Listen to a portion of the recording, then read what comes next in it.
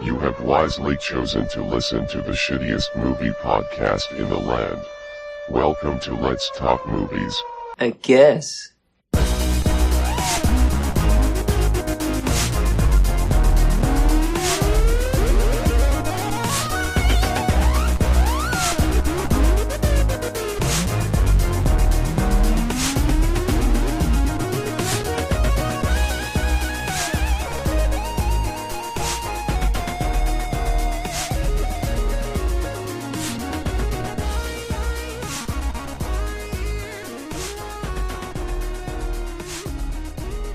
Hey, welcome back to Let's Talk Movies, I guess. Hey!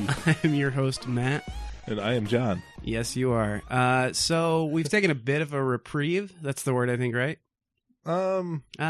Respite. I don't... Is that the word? I think both of those are... Yeah, okay, so we've been on furlough for a while, right? Unplanned, undeserved for how not hard we've been working, but... I feel like when you say I've been on furlough, it needs to be finished with in Salt Lake City or something like that. Yeah, isn't that like a fancy legal thing, kind of, almost? It's like a missionary thing, isn't it? Oh, yeah. That's what I was going for. But it's for Mormon not, missionary. It's like the thing you say if you've been being a lazy sack of crap. You want people to think positively of you, I think. I thought that was just, Hiatus. I've been on paternity leave. Oh, man. Zing. Which John's new baby was born 5 months ago. I'm still on paternity leave. Beautiful baby. What's Bink? No. Bink, yeah. Actually, though, I got really sick because the baby lit my testicles on fire, and then Matt had to stomp the fire out. Yeah. That sounds like a situation that happens in real life, right? Yeah, that happened. Well, that happened to me like 2 weeks ago. Oh, yeah. Yeah. And then just the other day, I saw on TV it happened to some guy. Oh, yeah. Yeah, that was, for whatever reason, that was big news. So, yeah. So if you're still with us from the Punisher episode, thanks a lot. I think it's been like 5 months. I think it's been like 4.5, but yeah, it's definitely been up there. Yeah. We're as well-researched about how long we've been on break as we are well-researched anything else. So the good news is we plan to do plenty more episodes with a less of a break in between. Ideally, we'd like to do one every week. Maybe every 2 weeks. Yeah, I'd say one of those two models is definitely sustainable. I'm shooting for the former, hopeful at the very least for the latter. But cool, we're back. I guess that's the kind of the abridged version of that. And the nice thing too is that our other podcast, our sister podcast, The Enlightened Gamer, is back at egpodcast.com, which is not quite as catchy or as short as was it. I think it's just Enlightened Gamer, not The Enlightened Gamer. But it wasn't Enlightened Gamer, it was Enlightened Gamer, which is really hard to convey that to people. Then I think it originally started as like theenlightenedgamer.blogspot.com. So right you are. As there becomes more content available for that, the URL has been shortening. So that's nice. Both of those things are good. And that's where people, if any of you know us at all, you probably know us from that. We have something like 30 episodes of that podcast. 36 to be precise, I believe. Is that right? Yeah, it's incredible. We have more than a day and a half worth of content. Wow. In comparison to this is episode number 8. Yeah, it's not quality content, mind you, but it's content. It's That's like the this. First step. So if you're one of those weird people who's coming from this to that, then you already know it's not the best content. It's just something to put in your ear holes. So, but yeah, I mean, we are back. Let's talk movies, I guess. But before we get to that, let's talk anything. What have you been watching, John? Well, aside from preparing for this episode and watching the associated movies, I've been watching a lot of TV. Okay. We can talk about TV on this show, let's right? Talk TV, I guess. So I've been watching some highbrow things like PBS Nova and Frontline documentaries, and then some lowbrow things like Impractical Jokers. Oh, yeah. You ever watch that show? No. How similar is it to like Kenny versus Spenny? Not similar. It's definitely more family friendly, but it's just a group of 4 comedians who make their friends say really awkward things in public and get the genuine public reaction, which I really hope that it's actual public reaction and not paid actors. Impractical Jokers being like they have to go to a lot of great lengths to set these things up. Yeah, I'll give you a quick example. 2 of my favorite skits they do, and they do these pretty frequently. The first one is they'll hire people and have them come to a focus group, and one of the guys has to pitch something to the people in the focus group. They don't know that it's just being shot for a TV show. But the other guys will preload a PowerPoint, and the guy who does the presentation does not know what's going to be on the PowerPoint. But he has to keep a straight face, and if he can get anyone to be interested in his product, he wins. Oh, wow. And then another one that's really funny is they have to go solicit signatures for some cause, but they don't know what the cause is. So they go out, they have to find a person that they're told to because they have an IFB in their ear. It says, hey, go to that big person over there. He'll go over there, and he says, I'm collecting signatures. And for the organization of, he opens the book, lowering the age of consent. Awesome. Just things like that. So assuming that it's actual real people reacting to them, it's a really funny show. Yeah. If not, it's a terrible show, and I can't not recommend it enough. Well, at least they've got you fooled. I think you've got a pretty keen eye for disingenuine kind of like fake reality kind of whatever stuff. Plus they blur out some faces, which makes me think that they didn't get people to sign a waiver. So. Yeah, for sure. It's not as transparent as when you see, we watch a lot of YouTube. Between the two of us, one of our favorites is H3H3. He points out a lot of stuff that's yeah, this isn't exactly how this would work, or this is obviously fake for this reason or that reason. And he hasn't done an episode on Impractical Jokers yet, so. Yeah, and if it's not hitting, if it's not, firing up anything for you, I bet they're probably genuine reactions, that sort of thing. I mean, it sounds a lot about that old show, Candid Camera. There you go. Yeah. So, I mean, I have to check. A little less clean, which is nice because Candid Camera was super. It was cringily, just I don't know, squeaky clean, but it was just. I don't know, to the point where it's it lost me by the time I was about 12 years old. Yeah, it just didn't seem. It seemed like if any show had paid actors reacting, it was Candid Camera.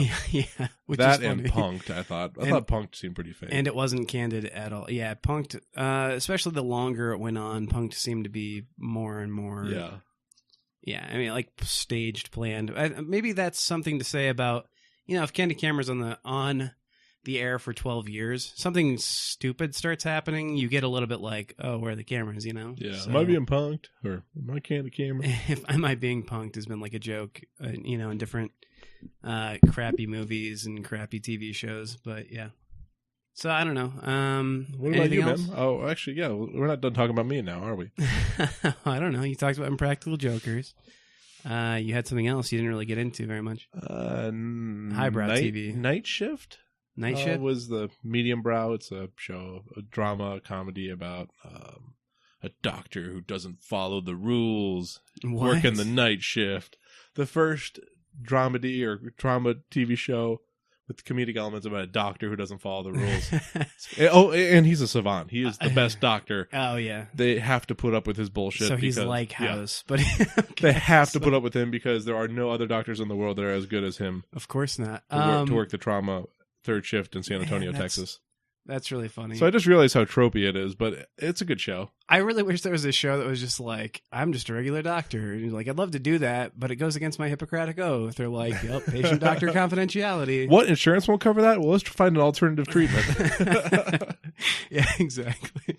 They should have an episode about all the gigantic bills that the patients of these doctors have. We're going to have to discharge you because your insurance will no longer pay for your room. I'm really sorry because I know you're not better yet.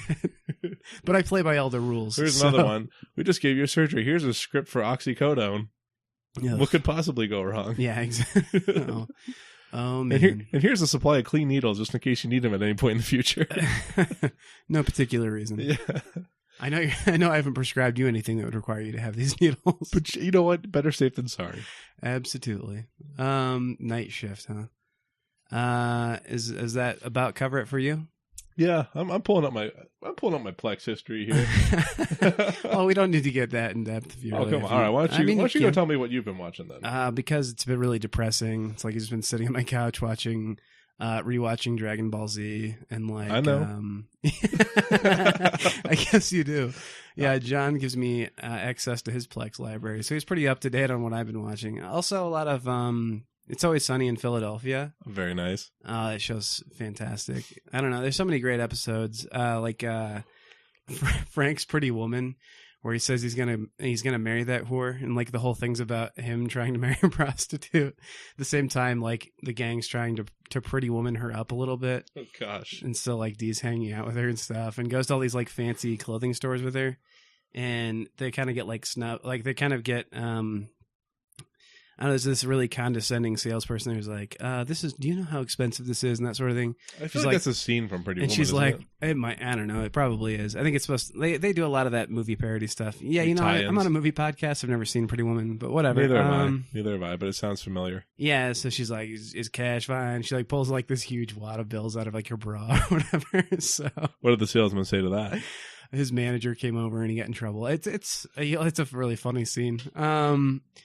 But yeah, I don't know. Like I watch a lot of that show, and it's really funny in the moment. But then to try and explain the type of humor to someone else is kind of difficult, or like retell some of the scenes, because you have to just really know the characters really well. Yeah, I think that's why that show is so good, because like good comedy isn't necessarily just like written jokes.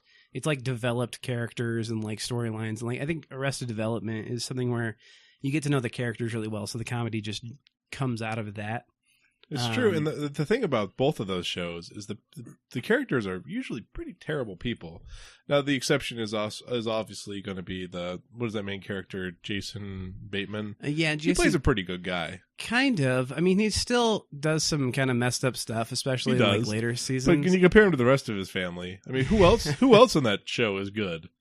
Maybe his son. His son is actually pretty. He has good intentions. Yeah, George Michael is too young, and like he's just so impressionable. He lets people take him down the wrong path. Yeah, exactly. He gets wrapped up in like the family's ill affairs. But he's really himself pretty like squeaky clean. But there is not a single good person, and It's Always Sunny. Everyone there is a terrible, terrible person, and that's what makes it such a good show. There's another episode where like there's this guy who's. He was in a mental health facility, like a mental institution, and he gets out and they're like, oh man, he killed and ate his whole family and like all this other stuff and whatever. And like they're talking about it and he's like, oh, he's crazy. We have to like get rid of him or find a way to get rid of him. And, they end up going to like the mental institution and find out like Frank used to be a patient there. And, oh, what else? Like Dennis is trying to get Dee to get institutionalized, but he like goes crazy and like probably needs to get checked out. But the guy at the end of it, you feel really bad. So like, yeah, I never actually like killed my family or ate anyone or like burned down that like house or anything. Those were all rumors you guys started and they just spread like wildfire. And so I thought, I don't know, you guys at least used to hang out with me and make me feel better and that sort of thing. And then so like, oh man, that's great. That's crazy. But then like they put him on the train to like push him out of town. It's really awful.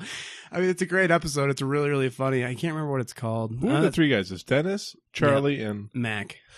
So Mac's the one with like the facial hair? Yeah, and he's like progressively becomes less and less closeted gay and more just like transparently gay. It's funny you mentioned that because I was going to bring up the episode where their school teacher had gotten in trouble for soliciting sex with a student, but it wasn't true. Or no, it was true, but he didn't do it with Mac or something like that. Yeah, but Mac shows up like in really high shorts, and he's like trying to get his teacher to. He's trying to get harassed. Yeah, exactly. Yeah. It just goes to show you like what extremes they go to. Pretty similar, like the South Park episode where Mr. Garrison's like, "Dad, you never molested me," and like that's why he's messed up. Then he gets Kenny G he pays Kenny G to molest his son.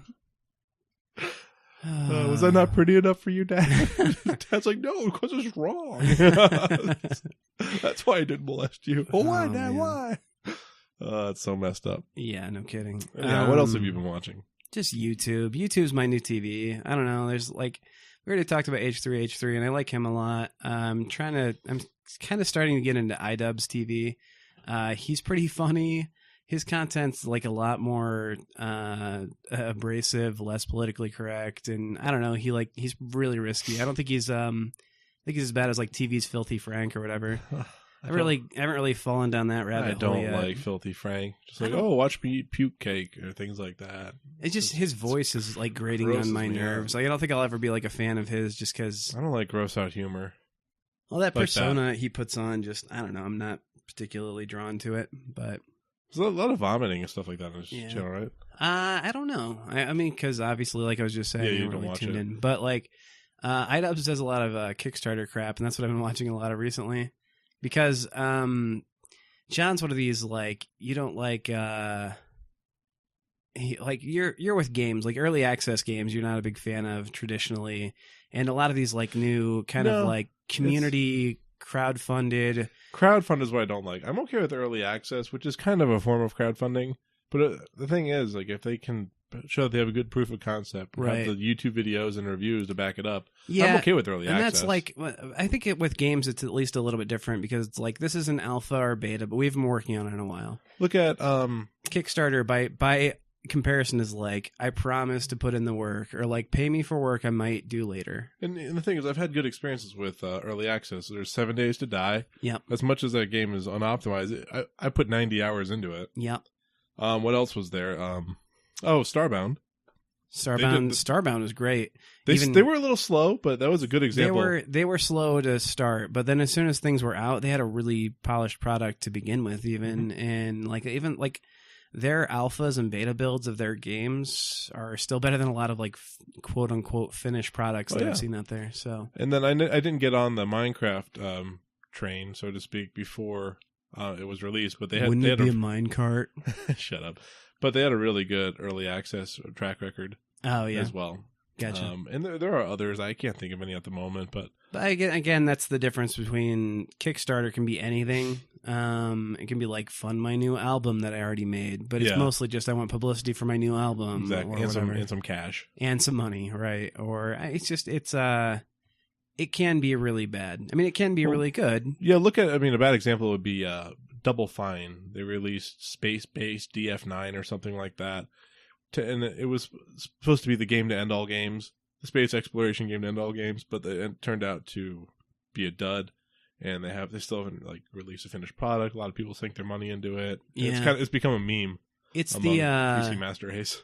Yeah, it's like the little brother to Star Citizen, and like maybe that'll ever get finished, maybe not. But that one's like 200 million plus, I think, in investment money. So. And it's nothing against the people that do these games, although a lot of them are awful people. But yeah, it's just my lack of faith in the human race as a whole, and my cynicism. I've got 2 other early access games to talk about in this week's Enlightened Gamer. So if you enjoy us talking about video games, maybe you'll float over to that other channel. Well, here's the thing: a lot of people use Kickstarter for movies too. They do, yeah. A lot of people, and it was successful. I know Adam Carolla did a movie. So iDubbbz, one of his Kickstarter crap episodes that I remember, it was him making fun of, roasting, whatever you want to say, whatever he does with his channel, just basically tearing apart something called a Kickstarter called Fund My Ass. Have you seen this at all? No. So it's like this girl who's like, yeah, pay for my butt implants, and that's what I need $15,000, and so like 10,000 of it's obviously going to go for like the actual implants, and then $5,000 of it's going to go for documentary. So like he was just basically making fun of like, oh, we need to pay for your butt implants so you can like do different vines about you hanging out and like how good they look and blah blah blah, whatever, like. Or just basically getting paid on top of also us paying for your butt implants. So it's adding insult to injury. Yeah, I get. Oh, yeah, to surgery scarring, I guess. It's a terrible joke.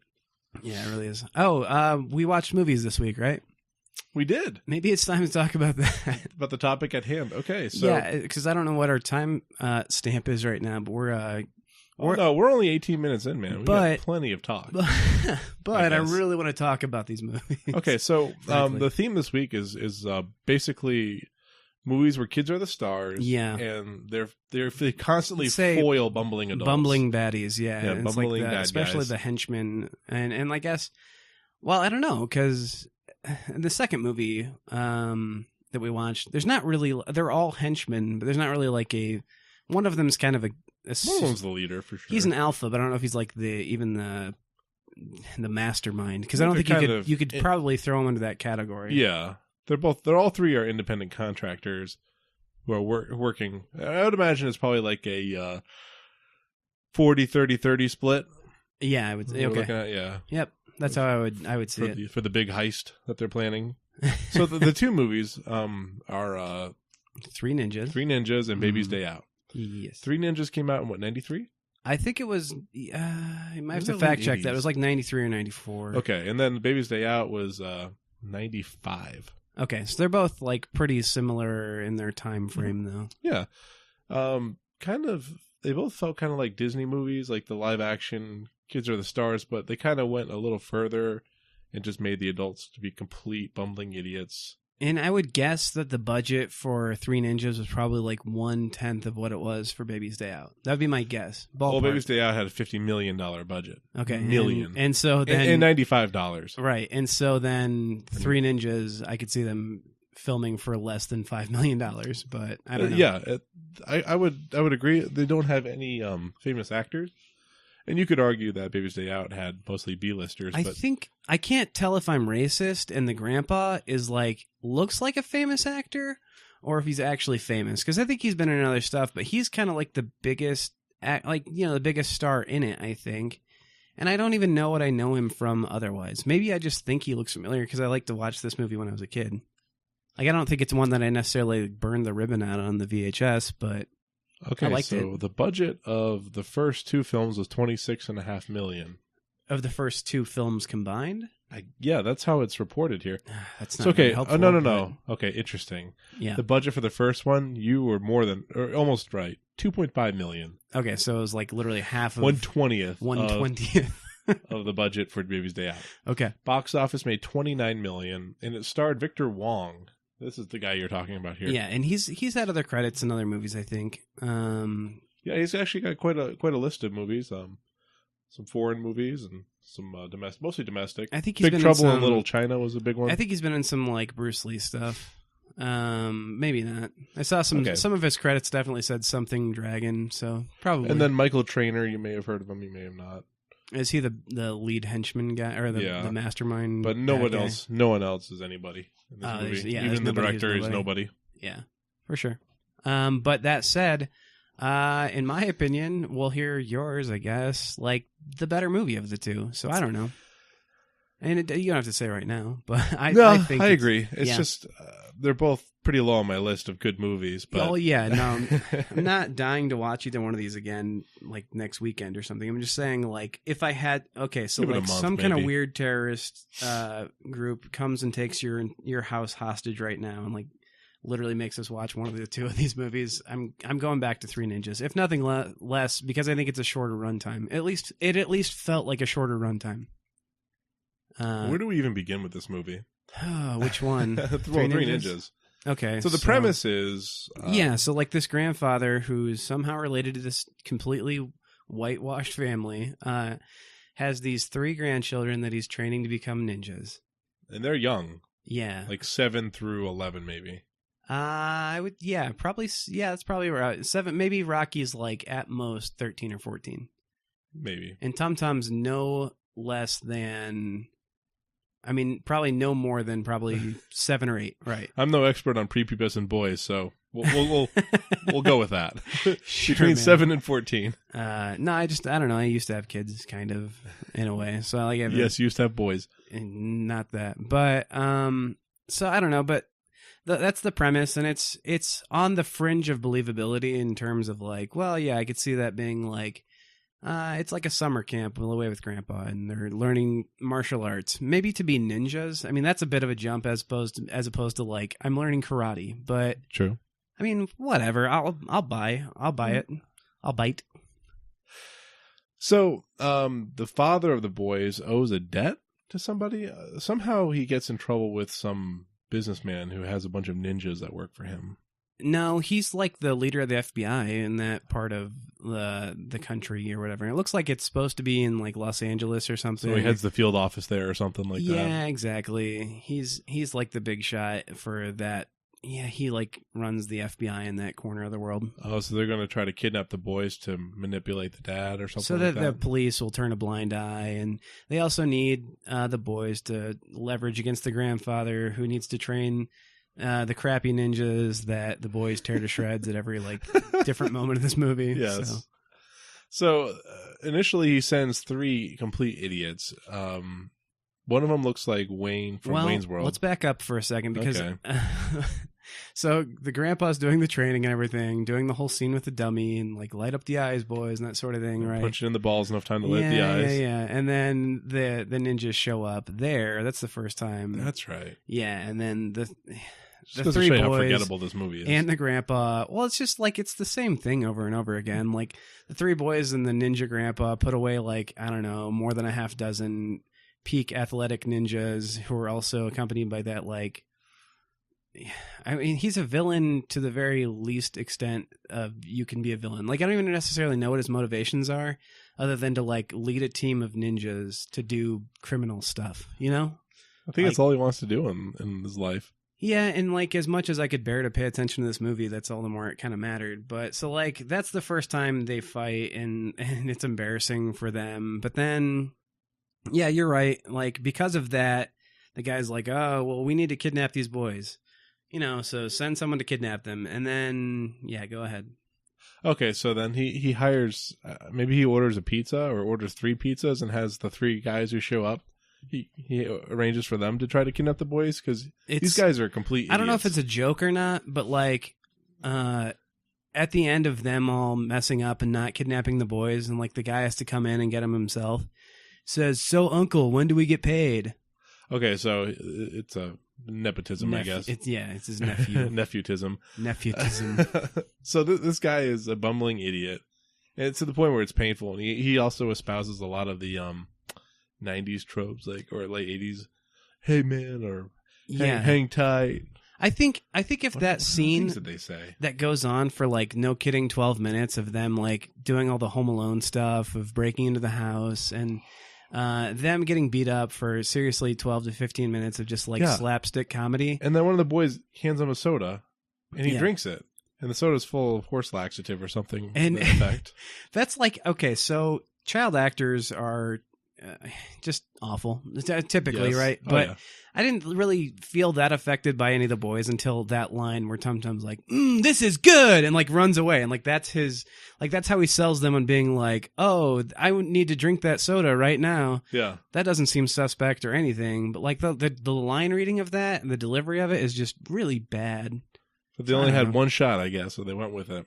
Oh, $2.5 million to shoot that whole thing. They probably did, man. They're like, you got one time to read this line, so movie magic. In this scene, the bad guys, the 2 of them kept sharing the soda and drinking all the way down because they just got their butts kicked and were thirsty, I guess. Yep. You know, and then 5 minutes later, they're crapping their pants. And that whole scene, though, is all that stuff. It's just, and it's really weird in a way. Because when you're a kid, you don't even, the thought doesn't cross your mind. But, like, Rocky fights the one main doofus bad guy.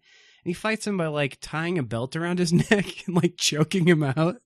And like, I don't know. That's like how some people get arousal. And so like, that's kind of weird. I mean, like I never even would have thought about that at all when I was a kid. And that dude's like choking out for a long time upstairs too. Yeah. Like seriously 5 in movie minutes. So.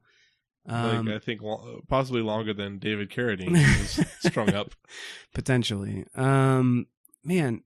So, but just a weird scene that if you lifted that out of the movie, it'd be fine. So it's definitely padding, but like not only that, if you lifted that scene out of the movie, it wouldn't necessarily be like strictly a 90s movie, you know? Because those guys like literally delivered the timeline of like this is what was cool then, or like these are like the kind of, you know, they're idiot ne'er-do-wells, but they're like a sign of the times kind of or whatever.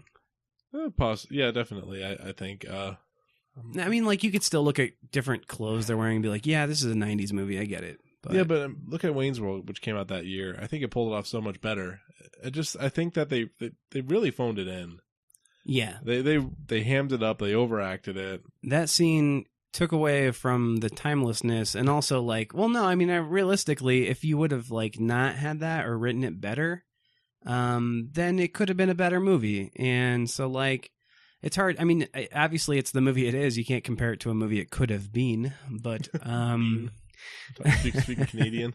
Yeah. Yeah. I don't know. Whenever I talk about this movie, I get really sorry. Did you have a point? Sorry, he's right. No. So that's that part of the synopsis of this movie is there's like a half-hour scene where... And it's 3 acts that are pretty much identical as far as what happens. Yeah. Ninjas come up, boys beat up the ninjas, Grandpa saves the day. Yeah, for the most part. And like, man, I don't know. What a weird scene that only got weirder. Because I remember it being... I'm sorry, I'm going to flash forward to the like very end of the movie because I don't really know how much there's to say about Three Ninjas. It's We're talking the scene in the hallway. Well, that scene's kind of funny where like they can't get their swords out and that sort of thing. Or are you talking about something else? Where Grandpa kills a guy right in front of his grandson. Oh, yeah, that part's a little messed up. Because I thought Just about straight that. up executes the guy. Yeah, well, and it's like at this super stupid like false Jeopardy moment of like Colt starts to lose faith and the grandpa because he hears stories about like, oh, he trained the bad guy. Well, like, yeah, it was a million years ago before the dude was an a-hole. Like, what do you expect? But it's like he pulls out this, I don't know, throwing star or kunai or some kind of weird ninja weapon. And like he's holding it up in front of the boys and Colt's like, no, Grandpa, no. Like he thinks he's legitimately going to try and kill them for no reason at all other than that like completely fake moment they came up with earlier. And instead, like, throws into this dude's, like, chest and kills him immediately, which, to my recollection, might be the only ninja who actually dies. It makes me really sad for him because, like, everyone else just gets, like, kind of comically beaten up. But that made the movie really dark, I thought. Not nearly as much as, like, the part at the end where they're like, all right, one-on-one fist fight between the main bad guy and Grandpa, and, like... You're going to watch your grandpa get the ever-living shit kicked out of him for like 5 minutes. And then the guy cheats ultimately too, right? Yeah, but then grandpa cheats because he shoves jelly beans in his mouth, which, you know, apparently the guy's got a deadly allergy to jelly beans or something. And true, but he defeated him. Yeah.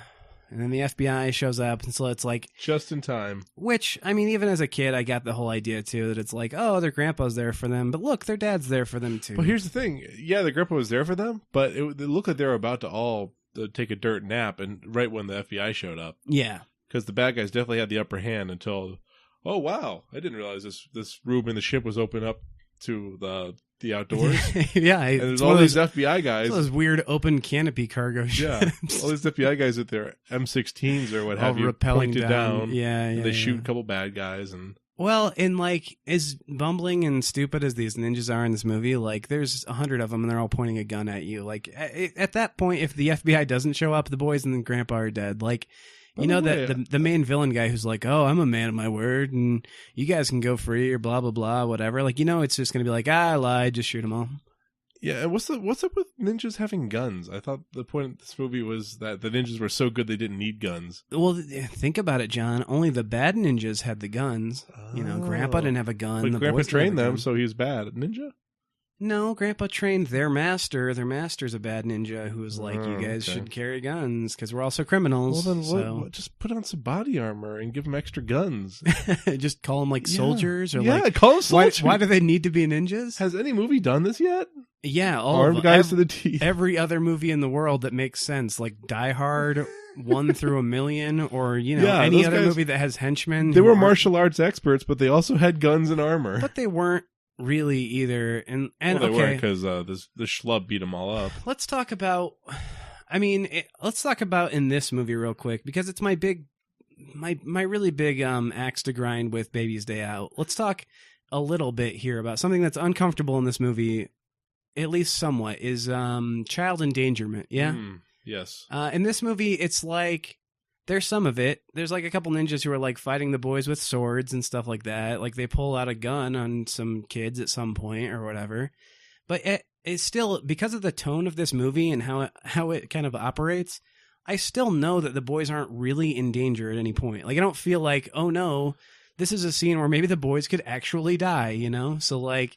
Even when they're fighting with swords, and then like the boys also turn the swords on the ninjas sometimes, and you're like, are they going to kill the ninjas? See, I did not have that feeling in Baby's Day Out. It really felt like the baby was in some severe danger that whole movie. I thought you were going to say like you felt completely fine watching it. Oh, no. Like, no, yeah. We're going to talk about baby crawling across Whacker Drive in We're going to talk about how Baby's Day Out is maybe one of the worst movies of all time.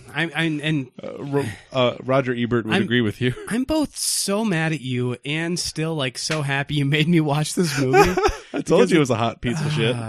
It's something. Okay, so you know what does not have a well-known director at all. Some guy no one's ever heard of called John Hughes.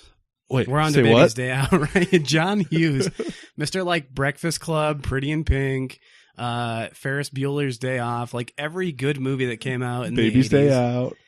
And then, but then, like, it's just right on the turn of, like, him being like, yeah, let's turn in barely polished turds for a while. Like, yeah. There was Yeah. another one that I was reading Flubber. about. Yes, Flubber. You didn't, or just reading about. You watched this movie within the last year, didn't you? I watched the first 15 minutes and I took that thing right out. Well, we're gonna enjoy the other 65 minutes to make this a barely feature film. Actually, a In good your future, episode I would think. be The Absent-Minded Professor and then Flubber. And Sure. compare the two because that's what it's based on. Right? Yeah, absolutely. Colorized version, of course. Well, let's put a nice tidy bow on Three Ninjas. If there's Sure. anything left to say about it, like, is there anything else that struck you about that movie you were thinking about? Yes.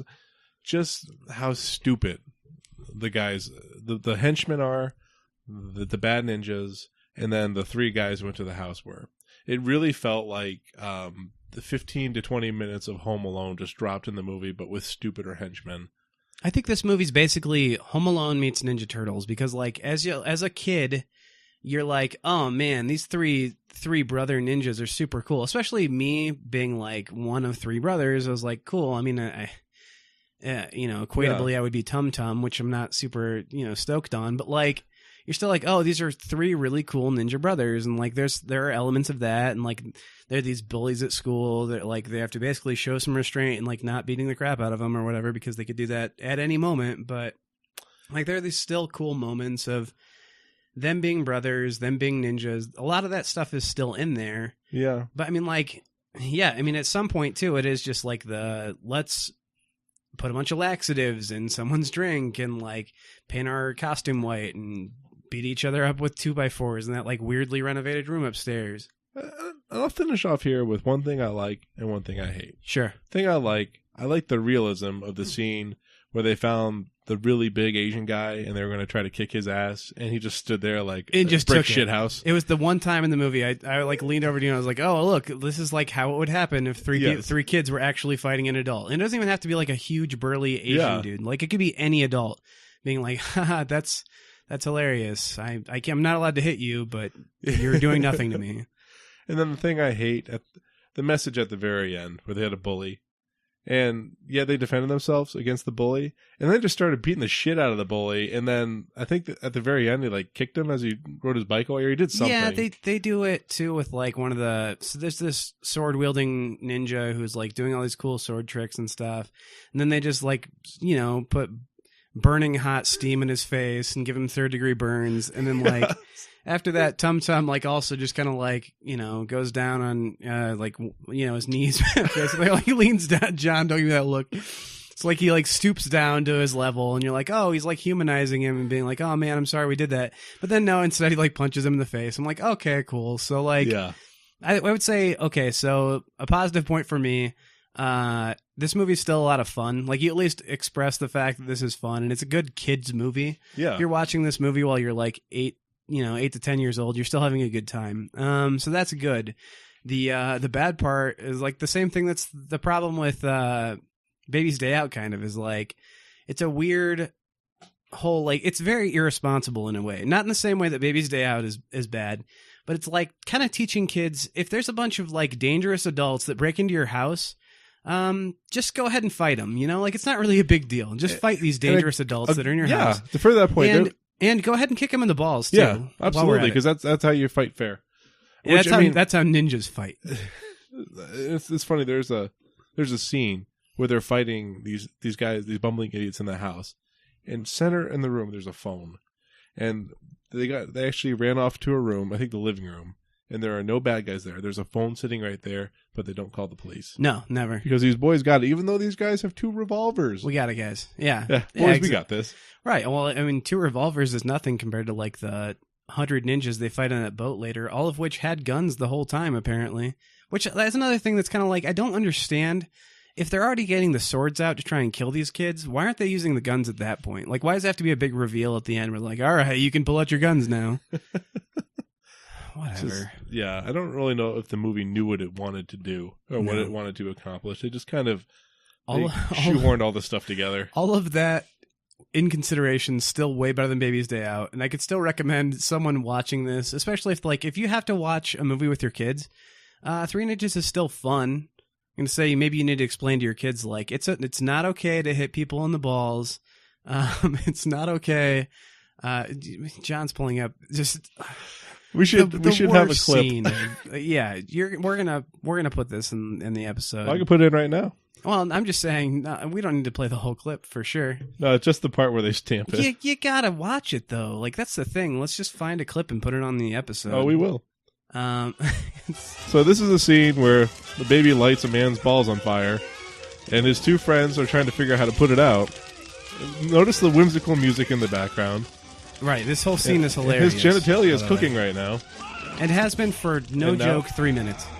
That's the sound of his balls getting stomped on by his friend. By his friend, Brian, no nickname Hale.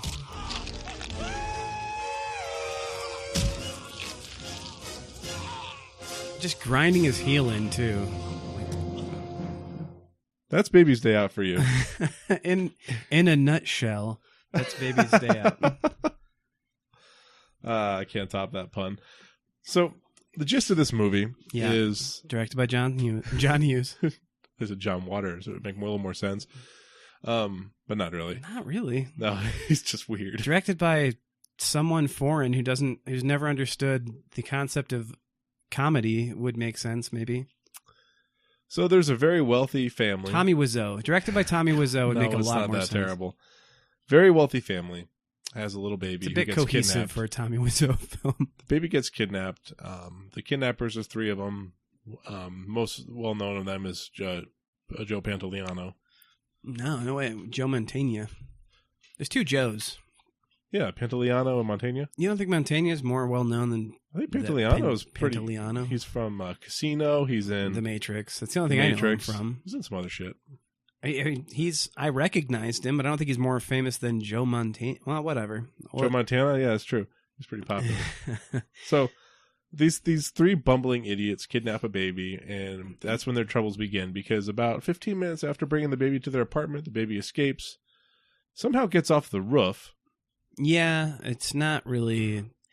This movie is kind of like, and I didn't put this together until halfway through watching it. I was like, oh, it's live action Looney Tunes. So like things don't have to make sense in the context of the movie. You just have to. Can you imagine like a live action Roadrunner? That'd be just messed up. Some things are best off being animated. Well, I mean, we'll talk at This is like Mr. Magoo as a baby. I think we'll talk at lengths about that, but let's get. I want to hear the rest of your synopsis of this movie because I think it's about 3 sentences from being over. Yeah, so 20 minutes into the movie, the baby's free in the city of what I assume is Chicago because it looks nothing like Chicago aside from the establishing shots. So the baby crawls on the roof, crawls down a fire escape, goes down an elevator, gets into the city, and it's following all the pages from this book that the baby loves. So he sees a bus. Oh, I better get on the bus. So the baby gets on the bus somehow. But it's not really by the baby's own doing. It's just everything is so fortuitous enough so that he's able to follow the plot of the book. Extremely coincidental. Yes. I guess we had an audience member. I don't even think it's gonna even pick up, but whatever. Hi, Wally. Yeah, our dog or my dog. we have dogs in the studio. Well, it's kind of my dog. I don't know. Well, he loves you.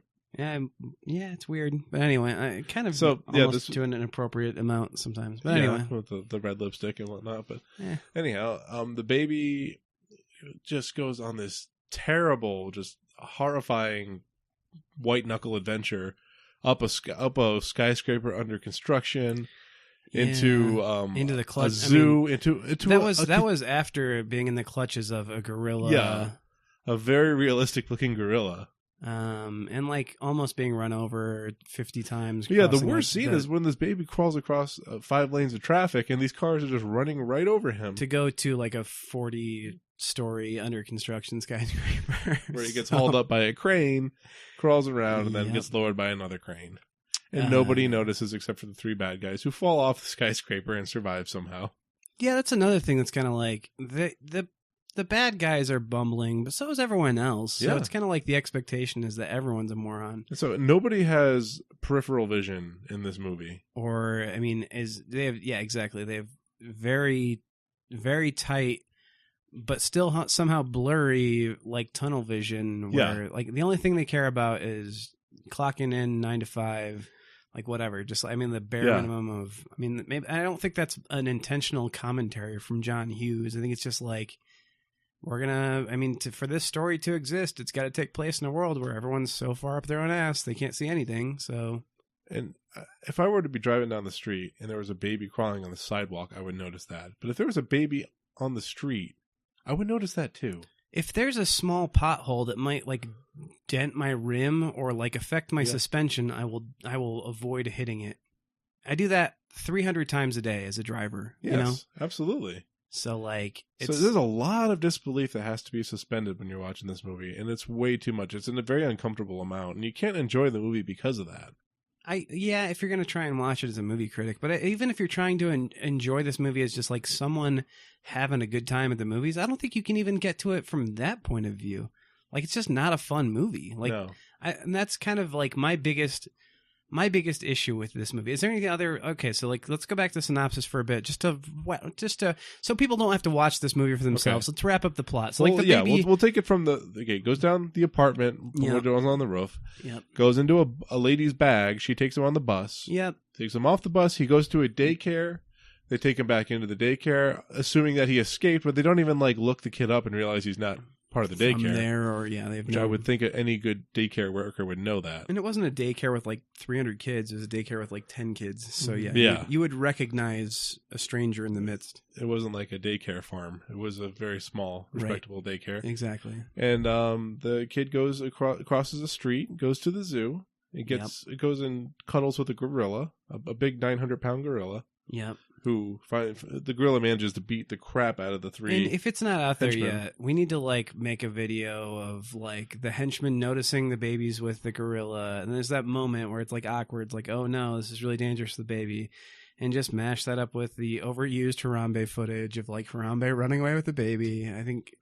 I'm sure it's already out there, but if it's not, maybe not. Maybe not. Maybe no one's ever heard of Baby's Day Out. Oh, it's true. It's so bad. So anyhow, this thing's bombed in the box office. So after that, baby goes to the park, and the guys catch the baby, and the guy puts the baby on his lap and covers him with a trench coat, which is where the baby finds a Zippo. Somehow lights the guy's nuts on fire, but the baby doesn't sustain any burns. Nope. All while the janitor from Scrubs, as a police officer, is interrogating them. Yeah. And no one notices anything. Nope. No smoking baby, no smoking testicles. And then this part's hilarious where like the guys are almost being led away to the van, and then all of a sudden they turn around. Why does he turns around to talk to him for another 2 minutes? I love barbecue season. Do you smell that? You smell some chestnuts roasting over an open fire. Like, he says something stupid. Do you notice that Fleetline van? Oh no. Do you guys like that Fleetline van? No, that was the go away. Yeah, but like the comeback was like, do you smell some wieners roasting or whatever he says? Like, I don't know, whatever. But yeah, so and the cops drive away, and the guy still sits there, which is really hard to believe, until his buddies come back and stamp on his crotch. Right. And he twists his foot too as he stomps on the guy's crotch. Where does this movie even go from there? Is that where they finally go to the construction site? Is it? Construction sites after that. No, there's no way. What? There's no way. I don't know. You got your timeline right there. I'm pretty sure that the skyscraper is already. No, because remember they're coated in cement and all that. He had fallen into the cement thing. Maybe they had to go home and shower. Oh, okay, sure. All right. The baby finds his way to the old folks. I'm not going to watch this movie again to debate you over it. So I watched all the pieces of it. That's good enough. I probably the best line though. Best line is where the head henchman says, I tell you what, I'm never going to have kids. And then the other guy says, well, I don't think you have to worry about that since you burned down the only tree in your forest. Best line in the movie. It probably is the only like actually written by writers line. Actually witty line, yes. It wasn't like object comedy. That was like the one slapstick. Day one of the writers on this team of writers was feeling somewhat whimsical. Like he woke up and didn't want to just end his life immediately. And I don't want to detract from the performance. I thought that Brian, no nickname Haley, he was the best one. He was the best one, absolutely. He was funny. There are moments he wasn't necessarily at least just being like, well, this is a paycheck. So yeah. Pantoliano, I thought he was kind of overreacting, or not overacting. Yeah, I couldn't really enjoy him, and then the accent was hammed up from him. And the head guy, he just seemed like he was too well known of an actor to do such a crappy job playing a henchman. I don't know. He couldn't figure out who he was. I think the level of enthusiasm you see from these three different guys are like they're taking longer. The three of them taking longer amounts of time to realize they're working on maybe one of the worst movies of all time. But Brian, no nickname Haley, is pretty happy with his because I choice think he's the time. least known of the actors anyway. So he's like, this is great. This is a $50 million movie I get to be part of. This is his break, maybe. And he's a comedian. He did a good job, I thought. For what his role was, he did a great job. Well, he's like, I think he's probably, I don't know, he's the youngest maybe of those three actors. If not, like he and Joe Pantoliano. Those two are obviously younger than Joe Mantegna. Oh yeah. And so I think like, I don't know, this could be a bigger deal for him than, oh, you're right. Look at that. Just to prove his point, John is showing me that the skyscraper scene was yet to come, which makes sense because at this point, the movie's pretty much all but over, except like this skyscraper scene, which is the most uncomfortable scene in the entire movie, goes on for 20 minutes. Oh, honestly. It is so long. It's so long. It's so obnoxious. Like, and we'll talk about why, I think, here in a second. But, man, okay, so, but I think that Brian Hale, for him, this is like a legitimate acting gig, and maybe he hasn't had too many of them. He hasn't. Yet. So, I mean, yeah, of course you show up every day with a smile on your face. I would love to be acting in this movie. I think if it was absolutely, my break, it's at least a shot to be in front of. Because think of all these guys; none of them had seen the finished product. So no. Put yourself in their shoes. Any of us would love to be in this movie. Well, yeah, and like imagine acting against a baby who half the time probably isn't really there, because of like child endangerment laws. Also, hopefully. most of the set isn't there too. It's just green wall, green floor. Yeah. Oh, absolutely. So you can tell this is 93, so this was very or 95 is very obvious green screen. It's really bad. It's like that scene in Willy Wonka and the Chocolate Factory. But here's the thing, though, and I'm going to call some crap on that, kind of, because I think like Jurassic Park uses a lot of computer effects. They used a lot of practical effects still too. That was shot about the exact same time as this, I think. Yeah, but they animated a lot of it. The thing here is this is just establishing shots that they're using as their background. And then here, this is animated. Yeah, that's what I'm saying. But the things in here that are animated look terrible. Yes. In comparison to like the things that are animated in Jurassic Park, you can go back and watch that movie today and be like, man, that looks great. When they're looking down, like kind of obliquely from the skyscraper at traffic, you don't see the size of the car. It just looks like Frogger, top-down view.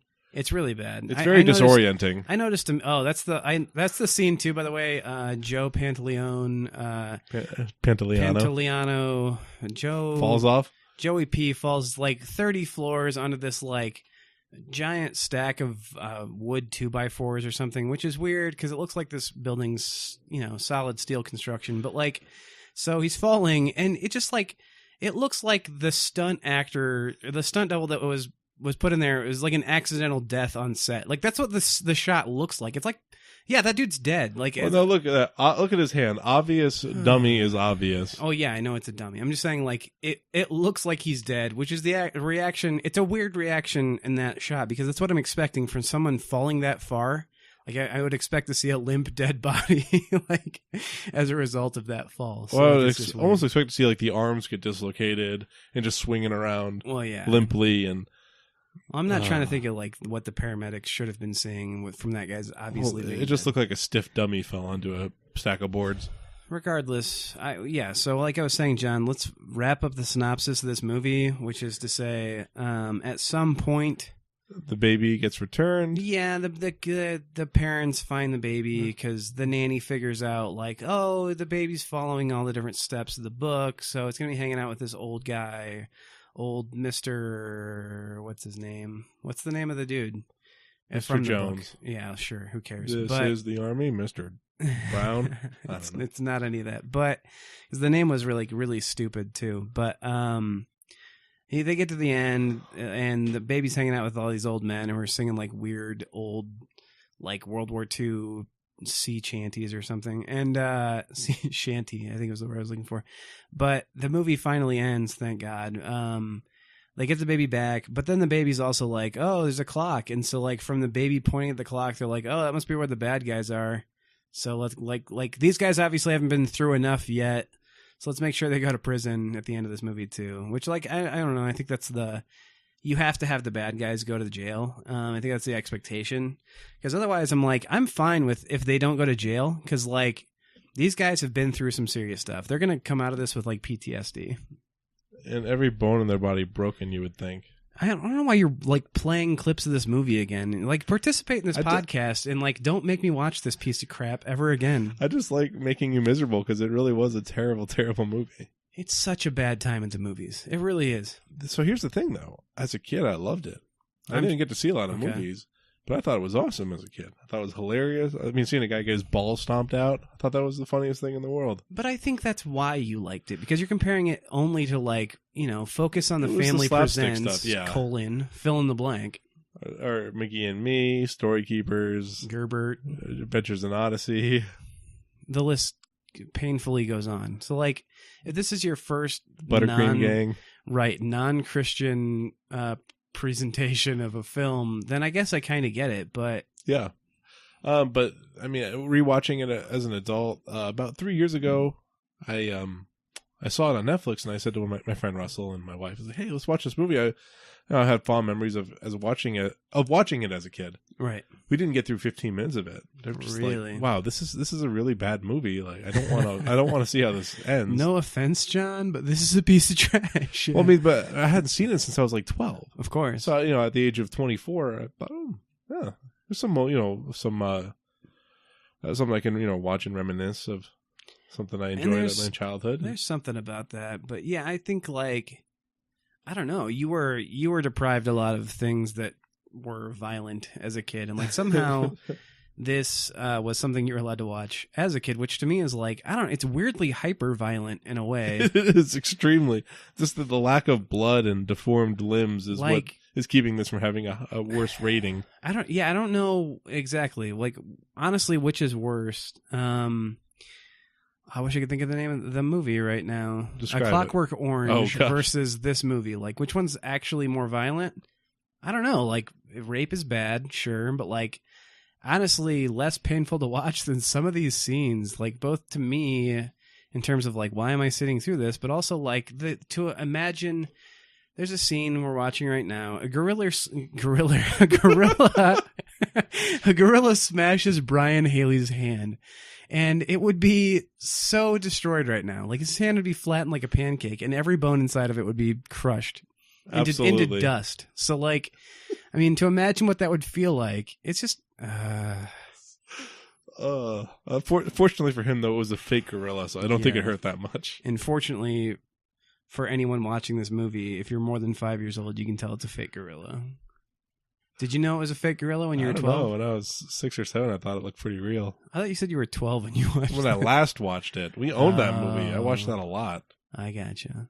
And the magic still... No, it doesn't. No, there's no magic anymore. Well, no, I'm saying, but up until the point you were 12, there was still some kind of, like, whimsy to this. Absolutely. And then as an adult, you watch it and you realize all the tropes, the lazy writing, and the thing that also stuck with me recently is the main ringleader of the henchman. Yeah. All of his lines are like heavily written. You can tell. It's like, I will not be defeated by a 8-pound ball of goo-goos and gagas and no one talks like that. Yeah. That's the only thing I could think of. The entire time he was talking, I was like that's really well developed things that you wouldn't be thinking to say in this moment. You know? Yes, it's almost like he had the script in his other hand and was just reading it verbatim because right. it did not seem. I don't think you're allowed to be extemporaneous as an actor. But it did not seem genuine and the slightest. Here's the other thing we'll be talking about in this week's episode of Enlightened Gamer is Rocket League. Rocket League is a game that makes me swear more than no other game in history, right? So, like, and that's somewhat frustrating. Like, playing a game and losing is somewhat frustrating, but compare that to, like, I just fell in between these two buildings and hit my nuts on every obstacle in between here and there till I fell into a dumpster and then, like, some crap poured on me or whatever. Like, that level of frustration... And then all I have to say about it is like, let's get that darn kid or whatever. You know, like, that's not real.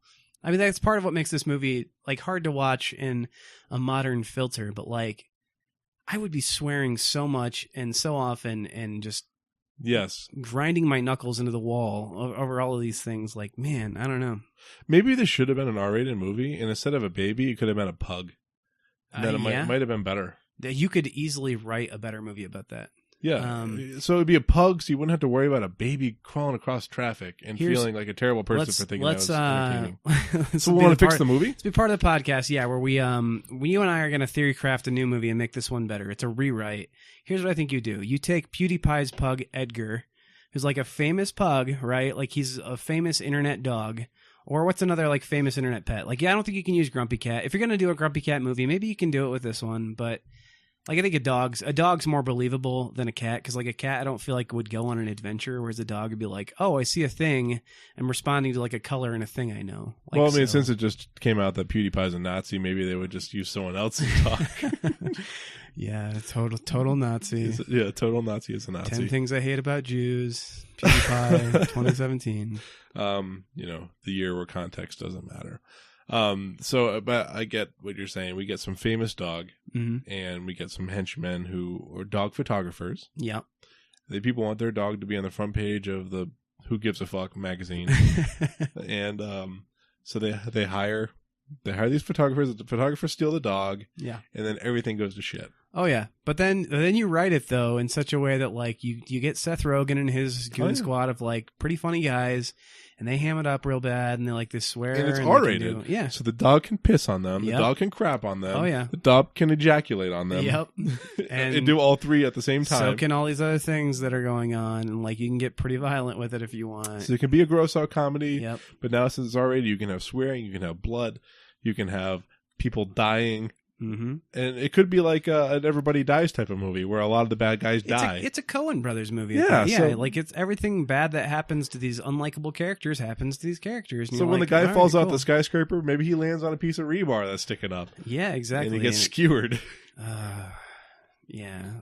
And it comes out brown and red on the other side. And you're like, oh, man, that's not a way to go. Right through his colon. That teaches him for stealing PewDiePie's pug. Exactly. Well, or some other famous Lil Bub. I don't feel like Lil Bub's famous enough. Well, nowadays you can make the movie for a quarter of that budget and make it look better. And, yeah, make it look way better. And the writing, though. I think, like, writing is just something that's holding this movie back a lot. None of the lines are memorable or, like, just seem inspired at all. I don't think anyone who... This is, like...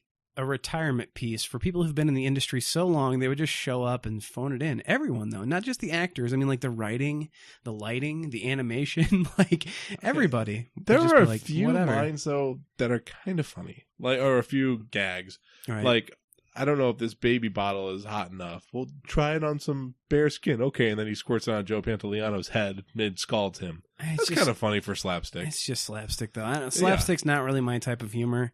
And, like, that's where... But you could probably recognize good slapstick versus bad slapstick. Yeah, maybe. But, like, okay, let's get into the real meat and bones of the discussion, in my opinion. That's not the expression at all. But, like, let's get into the real meat and potatoes of this thing and talk about... All right, where is this movie critically wrong? It's just absolutely 100% wrong. And it puts children in unnecessary danger. And child endangerment's a big one. People can't enjoy that, especially as parents. I'm not a parent, but I know that a lot of people who are parents would not enjoy that. Right, exactly. Like, I don't want to see a kid get hurt ever. You know what I mean? I want to see a kid drive across traffic, and even if it gets across okay, 9 times out of 10, that kid would get flattened. And, like, that's just the movie's tone. It has no, like, idea that the type of comedy, they're using Looney Tunes, Baby Huey type comedy, but you can't do that. Or Mr. Magoo. The only way Baby Huey's going to die is if the artist runs out of colored pencils. Like, if this kid, you're like, he might legitimately die at any point. Yeah, like, the kid's not Roadrunner. Right. He could die. He could, and like the whole thing. Well, I mean, even the Roadrunner, you feel like he's probably not going to die, and I would feel like, but I would still feel worse too if I was just watching the nature, like the National Geographic documentary of like a werewolf killing a Roadrunner, or a coyote killing a Roadrunner. Would you just turn the movie off, please? I watched it once this week. For God's sake! Sorry, this is a scene where he tells the guys that the baby's port, and then they both look starboard. Oh, right. So that's an occasional. That's another kind of funny thing, but then it's immediately followed by like, all right, well, let's really quickly drive over there, even though I don't have really the vaguest idea of what you just said about where he is. Maybe kill the baby again by like running it over with a van when you're pointing out a baby that's 30 feet away. Baby can't die, but that's the point, though. Baby Huey, you're like, the baby literally will not die. It's a cartoon. Even if it does, it's like, that was a weird, dark place to go, but no one actually died. Like, you'd have to imagine, like, the actor got run over or something, you know? But you can't, it's not something, child endangerment, you've not seen it really happen again, have you, since they made this movie? Or it's like, it's not fun for people to watch in live action. And the thing is, there were scenes that, even with all the protections of a studio, that were unsafe. They had Vern Troyer do some scenes. Yeah. And then other scenes were done by a robotic baby. Yeah. So, but then also, what was I going to say here? Okay. Did you have a point real quick? Because I had one and then it was immediately gone. So, I mean, I think I made my point. I don't like seeing children being endangered for comedy. Okay, yeah. So like unnecessarily endangered. Here's the other weird thing too is like, so who's the demographic for this movie? Because you're like, oh, this is maybe a kids movie, right? But then let's see, it's rated PG. Okay. So like, you know, you're not going to get your 18 to 45-year-old male demographic. So you already wrote them off. Yep. A lot of parents aren't going to want their kids to see this. Right. I think back then, especially, it's kind of dark at times. And like, that's the thing, that the comedy is so tone deaf. I expected, like, when we got to the skyscraper scene, it'd be like a cameo cut to one of the construction workers, and like he takes off his hard hat and like is wiping his brow because you saw like the baby almost died, and it's like Eric Clapton, and you're like, what in the world? Like, this is like, but no, like, you're trying to stifle your laughter, which, by the way, like, don't bother. That's the kind of shit that, like, they would have put in this movie, because that's how, like, they didn't care about who would watch this or who would think it was funny. And did they run any of this past a focus group or anything like that? Did they even try to figure out what their target demo was? I think you're right. They should have made this PG-13 or R. It's live animation of Looney Tunes cartoon characters that weren't even popular in the years. With a real baby and real potential consequences. Who was watching Baby Huey and being like, that's the funniest thing of Looney Tunes back in the 90s? Like, it wasn't. Everyone's like Bugs Bunny, or, I mean, like, I don't know. Some people probably like Speedy Gonzales. Not a huge fan. Like Roadrunner and Wile E. Coyote. Like, these are the things, though, that people like in this time. It's not Baby Huey. And like, Looney Tunes style slapstick comedy was kind of on its way out. It's like for the baby boomer or older generation anyway. And you're talking about making this for a movie in the 90s? I mean, where is your demographic? Look at movies that come out now. You will not see a slapstick movie in theaters unless it's like Mr. Bean or something. That if it's Pixar, if it's like animated, if it's a portion of the movie. But there's still a lot of witty writing in a Pixar movie. That's what I'm saying. Like, if it's 2% of the humor is slapstick at best. I mean, the last slapstick movie I saw in theaters would have been like Mr. Bean 10 years ago. Yeah. And that's because my mom wanted to see it with me. And it was more than 10 years ago. Well, there was maybe 10 or 11, but there might have been one that came out. 2006 came out, Mr. Bean's Vacation. Okay, that was like a sequel to I think Mr. Bean, a different Mr. Bean that came out in theaters. And like, that's what you expect is Mr. Bean, but no new franchise has come out. Here's the other part. Direct to Netflix. Here's the reason though why even Mr. Bean is a more arguably better movie to release is like Rowan Atkinson has a lot of like non-verbal humor, and like he has a lot of facial expressions. He can play a character that doesn't have to say anything, and he can still make me laugh. Well, that's what they made like 24 Mr. Bean movies, and they were successful. Right, and you can't do that though with like an 8-month-old. Like, I don't care. No, they don't have There's a range nothing funny of emotions. about a baby getting kidnapped. Right, a baby in very dangerous situations. A baby on the 100th floor of a skyscraper job site, and then I don't even know if it's okay. It's very difficult material to work with. Right? Yeah. Like, rape humor is really hard. Dead baby humor is really hard. But, like, you could probably write it in such a way that it's like, well, I mean, that's as funny as the subject matter could be. But, like, this wasn't, like, when it's still phoned in to this extent, too, it's definitely not funny. Basically, it got really dark because of subject matter, but they chose not to embrace the darkness and make it really funny by becoming a dark comedy. It was basically a family-friendly comedy with really dark elements, and that's not a good recipe. Yeah, well, I mean, like, and it wasn't intentionally dark. Tim Burton could have knocked this movie out of the park, maybe. Like, especially, like, coming off of having just done, you know, probably the Nightmare sequel to Before Batman. Christmas. He probably just got done doing Batman Returns, probably. And, like, could have probably taken this in a weird direction, knocked it out of the park, done a good job with it. But, like, John Hughes...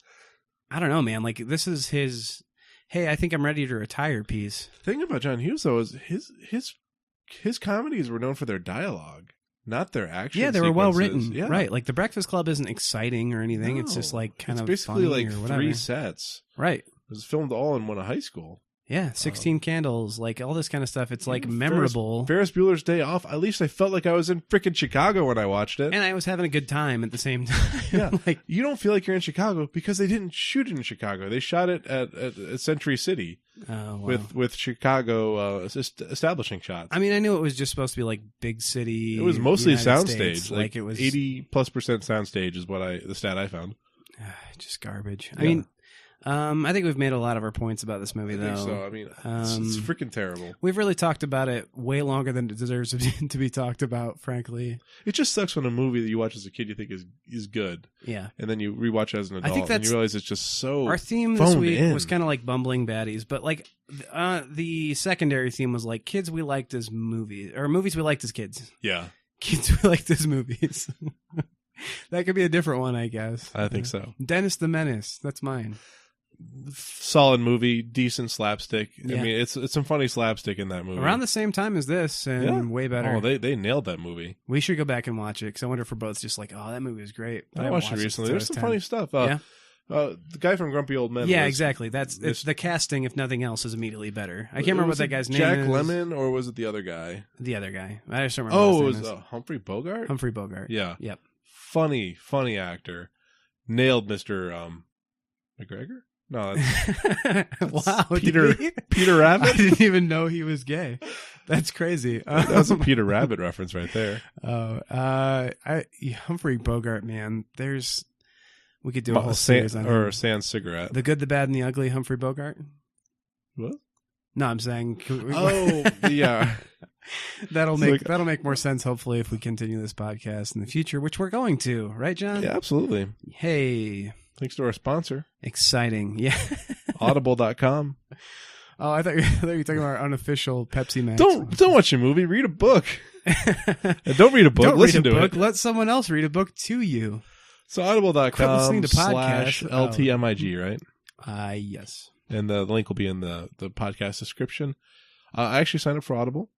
I'm probably not going to keep my subscription going much longer, but it's fantastic. You get one free, well, not one free, but one included audiobook per month. Yeah, I think it's really cool. There's a lot of good stuff on there. I did a book called Bullies, very, very good book, and then another one called The Job, which is about a New York City cop, and just kind of took you through his whole career, but a very funny book. Take a look at Greg Sestero's book. Making of the Room. Yeah, I remember. What's the specific title of it, though? The Disaster Artist. The Disaster Artist. And it's perfect time to be looking into it, too. They're making a movie about it. James Franco, of all people, too. So it's going to be a good quality production. The Franco Bros. I think Dave is playing Greg. And I think, nice. Yeah, I mean, it should be. And Greg is playing a casting agent.